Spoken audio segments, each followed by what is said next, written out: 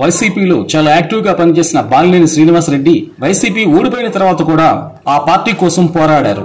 YCP ఆవిర్భావం నుంచి జగన్ వెంట అడుగులు వేసిన నేతల్లో బాలినేని ఒకరు. ప్రకాశం జిల్లాకు చెందిన బాలినేని జగన్ కు సమీప బంధువు కూడా.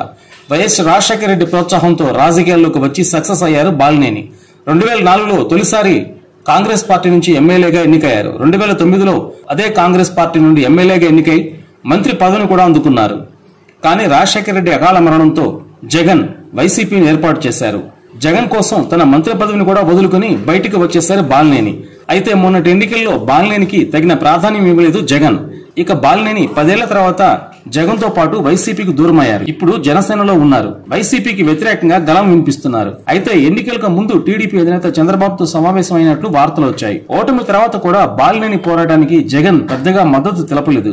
దీంతో తీవ్ర మనస్తాపానికి గురైన బాలినేని జనసేనలోకి వెళ్లారు. బాలినేనికి ఎమ్మెల్సీ పదవితో పాటు మంత్రి పదవి ఇవ్వాలని పవన్ ప్రతిపాదన చేసినట్లు సమాచారం. అయితే ఇప్పటికే బాలినేని విషయంలో ప్రకాశం జిల్లా టీడీపీ నేతలు అభ్యంతరకరంగా ఉన్నారు. ఆయన రాకను స్థానిక ఎమ్మెల్యే దామచర్ల జనార్దన్ వ్యతిరేకించారు. మరోవైపు ప్రకాశం జిల్లాలో ఇద్దరికి మంత్రి పదవులు కూడా ఉన్నాయి. ఇప్పుడు బాలినేనికి మంత్రి పదవి ఇవ్వడం అంటే సాహసంతో కూడుకున్న పని.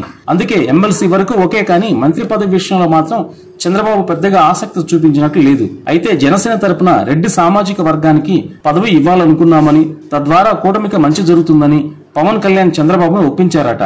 అయితే పవన్ విషయంలో చంద్రబాబు తప్పకుండా పవన్ ప్రతిపాదనకు ఒకే చెప్తారని తెలుస్తుంది. మరి ఏం జరుగుతుందో వేచి చూద్దాం.